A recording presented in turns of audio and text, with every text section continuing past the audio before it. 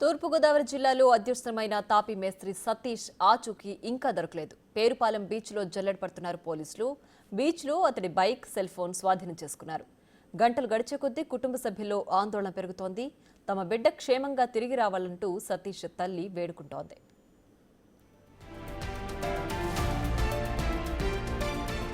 తూర్పుగోదావరి జిల్లా బంగారుపేటకు చెందిన సతీష్ తాపీ మేస్త్రిగా పనిచేస్తున్నాడు.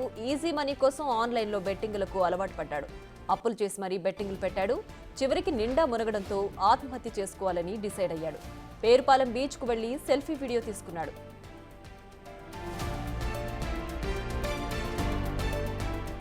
ఆన్లైన్ బెట్టింగ్లో సర్వస్వం కోల్పోయానంటూ కన్నీళ్లు పెట్టుకున్నాడు. తనకు చావు తప్ప మరో మార్గం లేదని ఆవేదన వ్యక్తం చేశాడు. పిల్లలు జాగ్రత్తగా చూసుకోవాలని, క్షమించాలంటూ కుటుంబ సభ్యులకు వీడియో పంపించాడు. ఆ తర్వాత ఫోన్ స్విచ్ ఆఫ్ చేశాడు. తమ్ముడు రే నన్ను అందరూ క్షమించండి రా. ఈ ఆన్లైన్ బెట్టింగ్ చేసేసి మొత్తం నాశనం చేసేసి ఏం చేయాలో కూడా అర్థం అవ్వట్లేదు. దాన్ని మానుకోవడం నా వల్ల అవ్వట్లేదు. అసలు దాన్ని నేను మానలేకపోతున్నాను. అసలు ఇంక నేను బతికొండం అనేస్తున్నాను. సారీ.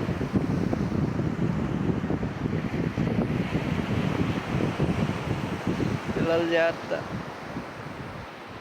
మొత్తం అందరూ జాగ్రత్త. నన్ను క్షమించండి రా. ఏం కూడా తెలుస్తలేదు. సారీ రా. అంటే ఇక మరింత సమాచారం మా ప్రతినిధి సాగర్ ఫోన్ లైన్ అందిస్తారు. సాగర్, చెప్పండి, ప్రస్తుతం తాపీ మేస్త్రి సతీష్ ఆచూకీకి సంబంధించి అప్డేట్ ఏంటి? అతని ఫోన్ ఏదైనా ట్రేస్ చేశారా? ఏమైనా డీటెయిల్స్ తెలుసాయా? ప్రియా, ఊరుకు చెందినటువంటి సతీష్ పేరుపాలెం బీచ్ లో ఆత్మహత్య చేసుకోబోతున్నాను, ఇంకా నాకు జీవితం మీద విరక్తి వచ్చేసింది అంటూ కూడా ఒక వీడియో తీసి దాన్ని తన మొబైల్ స్టేటస్ గా పెట్టుకున్నాడు. వెంటనే అది చూసినటువంటి కుటుంబ సభ్యులు కంగారు పడి అతనికి కాల్ చేశారు. అప్పటికే స్విచ్ అవ్వడంతో ఏం జరుగుతుందో అర్థం కాక వాళ్ళు పేరుపాలెం బీచ్ కు వచ్చారు. అక్కడ వెతికారు, కనపడలేదు. వెంటనే మొగల్తూరు పోలీసులకి సమాచారం అందించారు. మొగల్తూరు పోలీసులు కేసు నమోదు చేసుకున్నారు. మరోపక్క ఇటు సతీష్ కోసం ఇటు పోలీసులు అలాగే సతీష్ స్నేహితులు కూడా పేరుపాలెం బీచ్ తీరం వెంబడి కూడా వెతికే ప్రయత్నాల్లో ఉన్నారు.